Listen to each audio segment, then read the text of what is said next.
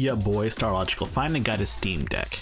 All of the Steam Deck footage prior to the last 2 or 3 videos, those are all of my friends and the people at the high-tech low-life community. But now it's my turn to give you guys my honest opinions on the Steam Deck.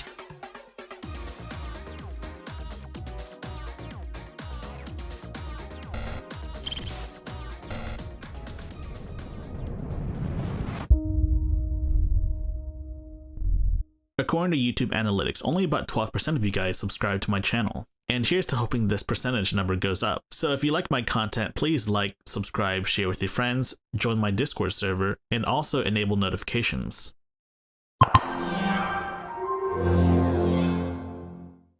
I'm gonna say it right now. I would rather be playing my Steam Deck than making this video about the Steam Deck. That's how much I like it. Now, what's a video like this without showing you guys the box? A lot of the stuff has been taped off because, you know, reasons. But hey, here we go. The Steam Deck. Look at that. Amazing. Look at all those languages. And look at these simple instructions.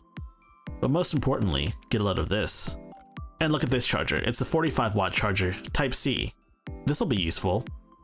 And now for the Steam Deck itself. I'm gonna be honest with you, I had a hard time finding where the plastic opening was until, you know, there we go. There it is. Now the case is a very, very nice case. You know, typically cases like this, you have to buy them separately. At least I had to for my Nintendo Switch. But Valve just gives you a case. And it's a very sturdy, high quality case. Like, oh my god. You may not need any other cases. This case is perfectly fine for, I'd say, 90% of Steam Deck owners. So after a little bit of snip-snip magic, here you go. Guess what's inside the case? Well, you guys know what's inside the case? Well, I'll tell you what's inside the case. If you guessed the Steam Deck, you would be correct. And for that, you would be rewarded for your effort with a Steam Deck. Look how beautiful it is. Holy crap, I love it. I love it so much. So upon first boot, you'll want to do a system update. And who knows, maybe later down the line, Steam Decks will come pre-installed with the latest firmware. But being that mine's an early unit, mine did not. Oh shoot, did I mention that this video is going to be a long one? No? Well, here's your warning now. It's a long video. Let's talk ergonomics, since that's the first thing you'll be experiencing. And the ergonomics are quite nice. Gotta be honest with you. Before I held the Steam Deck in my hands, I was concerned that it would be too big for my hands. I mean, given that the Nintendo Switch is significantly smaller, especially the Nintendo Switch Lite. Of course, holding this in my hand literally right now as I'm recording, it's very nice. My thumb can touch basically any button I need to. I'm not really sure how you guys do your triggers. For me, I use 2 fingers for both sets. I use my index fingers for both the shoulders and triggers, and that works fine too. You can also use your middle finger for the triggers and, you know, your index fingers for the shoulders if need be, leaving the back buttons to be pressed by your pinky and ring finger, which it's a lot more comfortable than I thought it would be, truth be told. I know some of the Steam controller faithful had some issues with the trackpads being where they were because, you know, there was this notion that, oh, the trackpad is just going to play second fiddle to the controls. And while I understand the concerns, and I at first kind of shared these sentiments, I no longer share these sentiments. The trackpad can easily be accessible. I thought that I would maybe have to shift my grip a little downwards to touch the trackpads. But no, the trackpads are easily accessible for my entire thumb. It's really good. The ergonomics, great. Let's talk the controls. Let's first talk about the thumbsticks. The thumbsticks are quite nice. They have a concave shape and they have a grippy texture, meaning that your thumbs won't slip off of it in gameplay. And it's quite nice that it just works. These thumbsticks also have an extra benefit.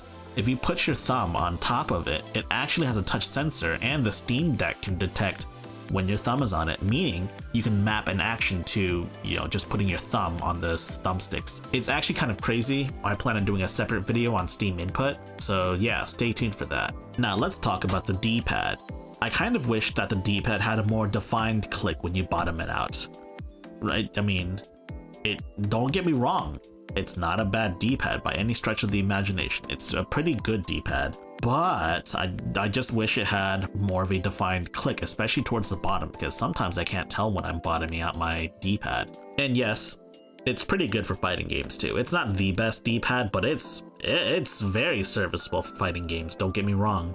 So now we talk about the face buttons, and my opinions are mixed on these face buttons. The A, B, X, Y buttons, the main action buttons, they're very nice. They've got a nice little throw to them, and they've got a little defined click at the end, so you know definitively when you press that button down. It's real good. I've seen some reports of people having B buttons that stick. I have yet to experience such a thing. And in my personal opinion, I feel like that's something that can be overcome just by using the B button more often. Like maybe it needs a break-in period, I'm not sure. So the A, B, X, Y buttons are good. The start and select buttons, no, I'm not calling them the view and hamburger button or whatever it's called. It's gonna be start and select forever, for every controller that ever existed. So the start and select buttons are less good. It's how do I describe it? They don't have a defined click at the end, and they don't have a lot of travel time as well. And in many cases, I swear to God, I thought that the start button was sticking. No, it's not sticking. It's just bottoming out really quickly. I kind of wish they had more travel to them or more of a click at the end. So yeah. Start button, not sticking. I just keep thinking it sticks because there's not a lot of travel time or a click at the end. Now let's talk about the quick access menu and Steam buttons. These buttons suck. Like, they feel horrible. There's no travel time. There's no click at the end. It feels mushy as crap. The quick access menu and Steam buttons are definitely the worst buttons on the deck. But it looks like there's work. People are soldering in different buttons to make them feel better. And you know what? I think Valve should do that for us. So what about the shoulder buttons and triggers? Well, the shoulder buttons are quite nice. They're very clicky and, you know, you can tell when you've definitively pressed them. They're easy to press as well, so, you know, no need to worry about that. The triggers, though, they don't have a lot of travel. They don't have the same degree of movement. It bottoms out really quickly. Depending on the sort of games you play, you may find this a blessing or a curse. If you play a lot of shooting games, then yes, this is a blessing. You get to actuate your action faster, you get to shoot faster. If you play a lot of racing games, you get less degree over how far you want to accelerate, and in some cases, that's not a good thing. If you have a Steam controller, here's a decent analogy for you guys. It feels like the entire second stage of the Steam controller, and I know for a fact that the Steam controller doesn't have a wide range of analog movement because it has the dual stage triggers. The Steam Deck's triggers just feels like the second stage. I would like to see them figure out how to do dual stage triggers on this thing because honestly, I kind of miss them. But you know, the triggers are very serviceable. They work pretty well. The back buttons are fine, though personally I feel like they take too much force for my pinky to push in.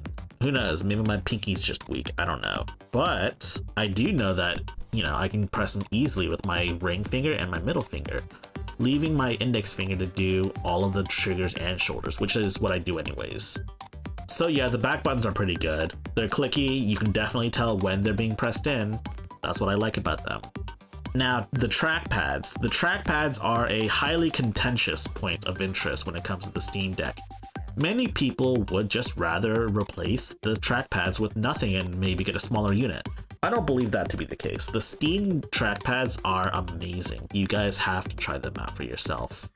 I'm going to make another video showcasing the difference between this and the Steam controller's trackpads, as well as just talking about the trackpads in general. But the trackpads are an important part of the Steam Deck. I mean, how can you play some of those PC-only games without the trackpads?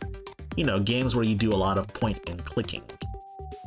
Also, having mouse-like aim on your trackpad is a godsend for FPSs. If you want my personal opinion, try it out. Otherwise, I'll just make a video about it in like whenever I get around to it. Now let's talk about gyro. Gyro is the biggest revolution to happen to FPSs on consoles since the right analog stick was created. And here, gyro works as expected, though you may have to manually tweak some configurations to make it work the way you want it to work. Like on the Steam controller, gyro can be turned on and off when you have your finger on the trackpads, but now the left and right analog sticks have touch sensors in them, which make them perfect candidates for this feature. Like rest your thumb on the thumbstick, and you can use gyro. You take it off and gyro becomes deactivated. So aside from my extreme nitpicks on my end, the Steam Deck is a pretty good controller, all things considered. It's just a really nice feeling one, and it's got all of the buttons to, well, basically play whatever game you want to play. Oh yeah, I can't forget the touchscreen. The touchscreen, it exists. I mean, what else is there to say about it? Now let's talk software.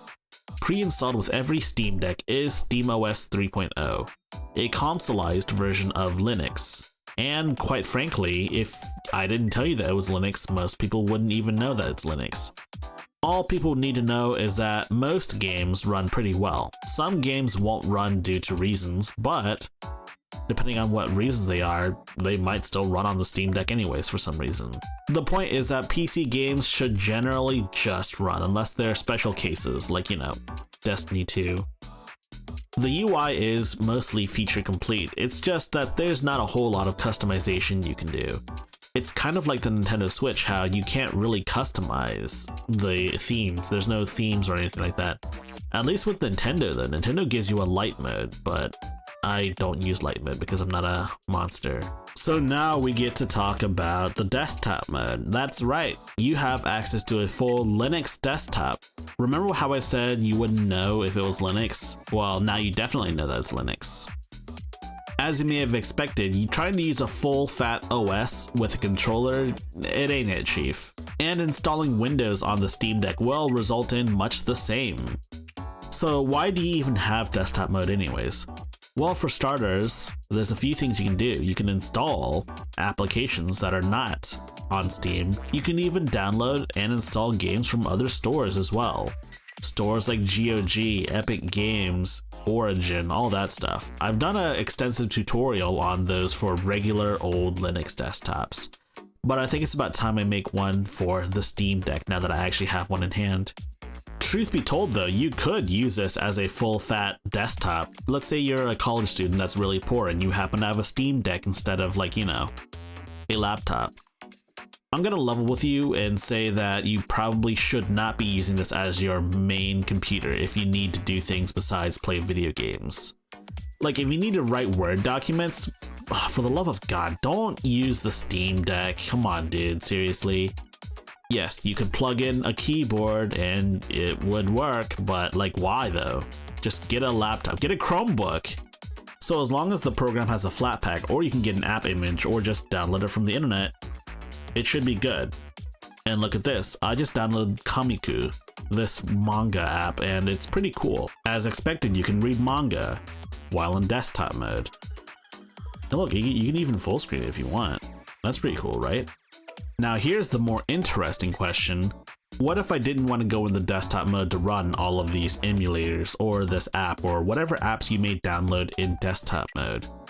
Well, there's an easy solution for that. Basically, you just right click it and then a menu will pop up and you click add to Steam, and look at that. It's adding to Steam all automatically, all on its own, just like that. Works perfectly. And now that you're back in game mode, it should show up under non-Steam right there. See, Komiku is right there. And there you go, it's loading. It may take a little bit to load at first, depending on whatever program you're using. And as you can see here, it will pop up just like that. See, now I'm reading in game mode. Of course, do keep in mind that since you added this as a game, it's gonna default to using game style layouts. You want to edit the layout so that it just uses mouse. And look at that, you're running your desktop apps in game mode without having to switch between desktop mode and game mode. All things considered, it's very cool. I haven't even had the deck for a week now, and I've already played more kinds of games on this than I have in the last couple of years, truth be told. I like the device quite a bit. It's powerful, it's relatively handheld, it's relatively portable too, and I can play my PC titles. I don't have to buy a bunch of new titles for this. Plus, you know, emulation's pretty cool. Though I need more time to really ascertain whether or not this is worth it to the average consumer. Probably, I don't know, a month or something like that. I think that'll be good. Yeah, let's check back in a month to see how the Steam Deck is. Though I'm gonna be making videos still. I'm gonna be making a ton of videos. In fact, I may be making more Steam Deck videos now than before.